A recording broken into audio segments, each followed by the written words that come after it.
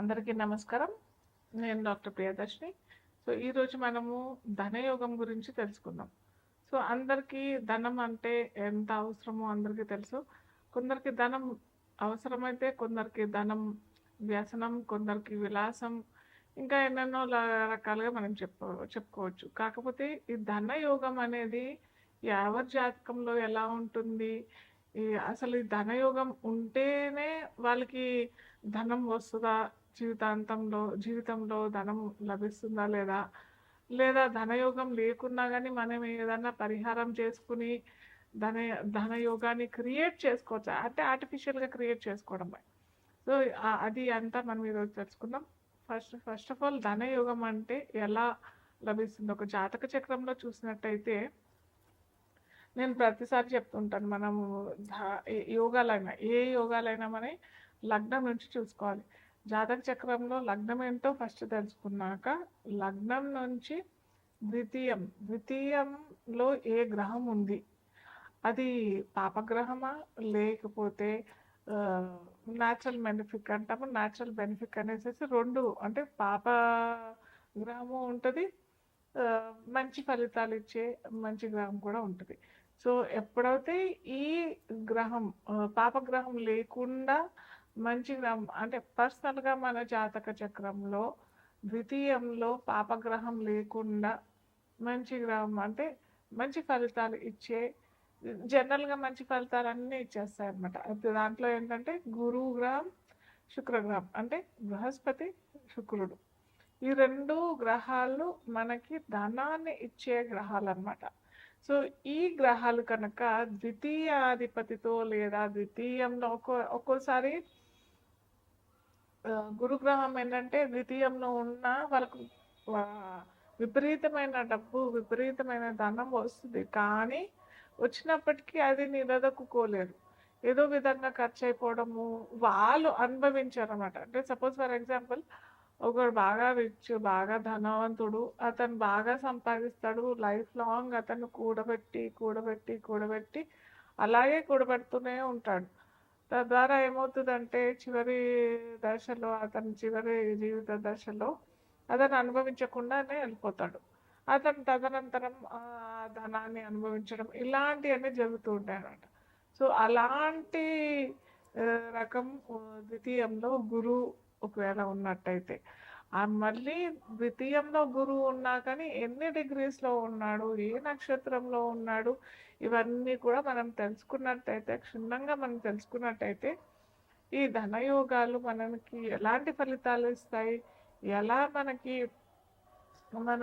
మనని ధనవంతులు చేస్తాయి అనేసి మనం తెలుసుకోవచ్చు. అయితే ఇంకొకటి మనం బాగా చూసుకోవాల్సింది ఏంటంటే, గురువు ద్వితీయంలో ఉన్నా కానీ లేదా ద్వితీయంలో ఉన్నప్పటికీ అంత ఫలితాలు ఇవ్వరు అని చెప్పుకున్నాం కదా. ద్వితీయాన్ని ఒకవేళ చూస్తే, గురుడు చూస్తే మటుకు నిజంగా అది చాలా మంచి ధనయోగం. వాళ్ళకి ఎటువంటి ధనానికి ఇబ్బంది లేకుండా జీవితకాలం మొత్తం ధనానికి లోటు లేకుండా ఉంటుంది. అలాగే శుక్రుడు కూడా ద్వితీయంలో ఉన్నా కానీ, మనమేమో గురువు గ్రహానికి ఏమనుకున్నాము, గురువు కనుక ద్వితీయంలో ఉంటే కొద్దిగా అతను అనుభవించాడు అని చెప్పాం కదా. కానీ శుక్రుడు అలా కాదు, ద్వితీయంలో ఉన్న అతను ధనాన్ని ఇస్తాడు. కాకపోతే ఇక్కడ రూల్ ఏంటంటే, ద్వితీయంలో శుక్రుడు ఉన్నా ఇస్తాడు, ద్వితీయాన్ని చూసినా కానీ శుక్రుడు ఇస్తాడు. అలాగే మనం ఇక్కడ చూసుకోవాల్సింది ఏంటంటే, ఆ లగ్నానికి, ప్రతి లగ్నానికి, ఫర్ ఎగ్జాంపుల్ మేష లగ్నమే అనుకోండి. మేష లగ్నానికి గురువు యోగాధిపతి, యోగకారకుడు.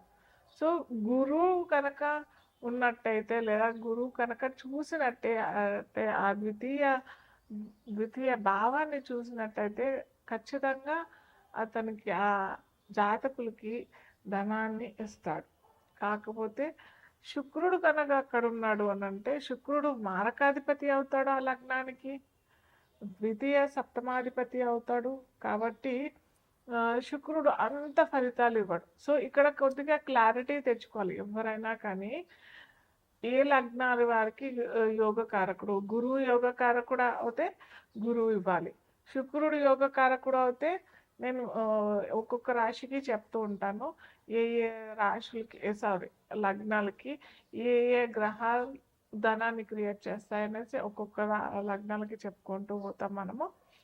సో ఇక్కడ కనుక ద్వితీయానికి మేష లగ్నం వారికి ఇక్కడ కలిగినట్టయితే అంత మంచి చేయడు.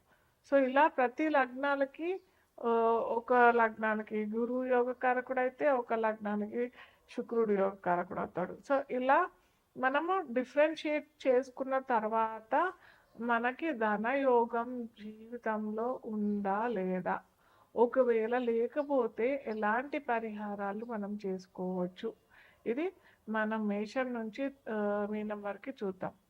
అయితే ఇంకొకటి ఏంటంటే ద్వితీయానికే కాకుండా లాభంలో కూడా ఈ మనం చెప్పుకున్న గురు గ్రహమైన శుక్ర గ్రహమైన కనెక్షన్ వచ్చినట్టయితే కూడా అది ధనయోగమే అవుతుంది. అర్థమైందా? అలాగే శుక్రుడు గురువు ఒకవేళ ఈ రెండు గ్రహాలు కూడా 11వ భావంలో అంటే 11వ భావంకి కనెక్ట్ అవుతే మటుకు ఖచ్చితంగా ధనాన్ని ఇస్తాడు.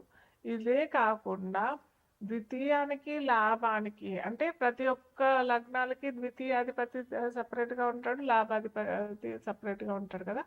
ఎప్పుడైతే ఈ ద్వితీయాధిపతి లాభాధిపతి రెండూ కలిసి ద్వితీయంలో అయినా లాభంలో అయినా ఉన్నట్టయితే అది ధనయోగం కిందనే పరిగణించబడుతుంది. సో ఇప్పుడు దాకా మనము ధనయోగాలు ఎలా క్రియేట్ అవుతాయి అని చెప్పి చెప్పుకున్నాం. సో ఇక్కడ only very very small thing మీతో డిస్కస్ చేశాను. అంటే ఇది బేసిక్ థింగ్, ఇది ఎవరికైనా ప్రతి జ్యోతిష్యుడికి తెలియాల్సిన విషయమే ధన యోగం గురించి. అయితే మనకి ఇక్కడ మేష లగ్నం చూసినట్టయితే మనము ఒక్కొక్క లగ్నానికి చూద్దాము. నేను ప్రతిసారి చెప్తూ ఉంటాను, రాశి కాకుండా లగ్నాన్నే చూసుకోవాలి అని. లగ్నం చూసినట్టయితేనే మనకి అక్కడ ఫలితాలు కరెక్ట్గా వస్తాయి. రాశిని చూసినట్టయితే మనకి అంతగా మ్యాచ్ అవ్వట్లేదు, నా ఎక్స్పీరియన్స్లో మటుకోతే అంతగా మ్యాచ్ అవ్వట్లేదు. సో ఇప్పుడు మనము ఒక్కొక్క లగ్నాల వారికి ధనయోగం ఎలా ఉంటుంది, ప్లస్ ఇంకొకటి ఎలాంటి ఆ యోగమే లేకపోతే ఎలాంటి పరిహారం చేసుకోవచ్చు కూడా చెప్పుకుందాం. సో మేషలగ్నం వారికి ద్వితీయాధిపతి శుక్రుడు అవుతాడు, లాభాధిపతి శని అవుతాడు. ఈ ఇరువురు కనుక ద్వితీయంలో అయినా లాభంలో అయినా లేదా ద్వితీయాన్ని చూస్తున్నా లాభాన్ని చూస్తున్నా కానీ ఖచ్చితంగా ధనయోగం క్రియేట్ అవుతుంది. కాకపోతే ఇక్కడ శనిశ్చరుడు కదా, శనిశ్చరుడు ఎప్పుడైతే లాభానికి ద్వితీయానికి కనెక్ట్ అవుతాడో లేట్గా ఇస్తాడు, డీలే చేస్తాడు ప్రతి పని. శనిశ్చరుడు ఏమవుతుందంటే స్లో ప్లానెట్ కదా, 2.5 సంవత్సరాలు ఒక రాశిలో ఉంటాడు. సో అలాగే అతను ఇచ్చే ఫలితం అయినా కానీ లేట్గా ఇస్తాడు, డిలే చేస్తాడు చాలా. కాకపోతే స్ట్రాంగ్ అంటే లైఫ్ లాంగ్ ఇచ్చేస్తాడు. ఏదో ఇలా ఇచ్చి కొన్ని రోజులు ధనం ఇచ్చి కొన్ని రోజులు ధనం ఇవ్వకుండా ఉండడం అలాంటిదన్నీ మనకి శనిశ్చరుడు చేయడు. సో ఎప్పుడైతే శుక్ర శని కనుక ఇక్కడ ద్వితీయంలోకైనా లాభంలోకైనా ఈ 2 భావాలు మిగతా ఎక్కడ ఉన్నా కానీ ఉంటుంది, కానీ మళ్ళీ షష్టంకి అష్టమంలో వ్యయంలో కనుక ఉంటే మటుకు ఖర్చులు అయిపోతాయి అన్నమాట. సో అది కూడా చూసుకోవాలి. ఈ 2 గ్రహాలు కనుక నేను చెప్పిన ప్లేసెస్లో ఉన్నట్టయితే ఖచ్చితంగా ధనయోగం. ఇది లేదు మనకి, అప్పుడు ఏం చేయాలి మేష లగ్నం వాళ్ళు?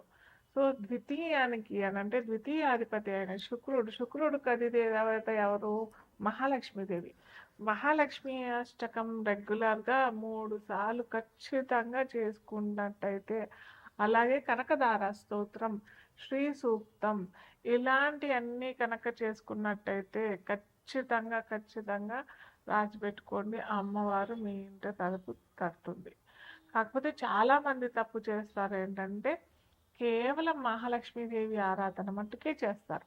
అలా కాకుండా మహాలక్ష్మి ఆరాధనతో పాటు శ్రీ మహావిష్ణువుని కూడా ఆరాధిస్తే మీ ఇష్టం ఏదన్నా చదువుకోవచ్చు. నారాయణ సూక్తం అన్నా చదువుకోవచ్చు, పురుష సూక్తం అన్నా చదువుకోవచ్చు, విష్ణు సహస్రనామ పారాయణ మాకంత ఓపిక లేదు అని అంటే మటుకు ఏదన్నా రాముని కీర్తన, రామరక్షా స్తోత్రం ఇలాంటి ఏదన్నా చదువుకున్నట్టయితే మటుకు ఖచ్చితంగా మీకు అమ్మవారు తలుపు తట్టుద్ది.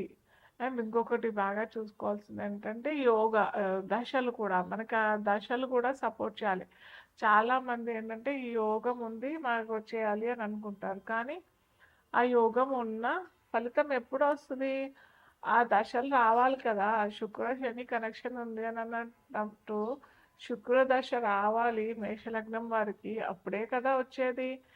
అది లేదు రాలేదు అని అంటే మరి మీకు ఎలా వస్తుంది? సో ఇవి కూడా చూసుకోవాలి. చూసుకున్నట్టయితే ఖచ్చితంగా మీకు మంచి ఫలితాలు అయితే లభిస్తాయి.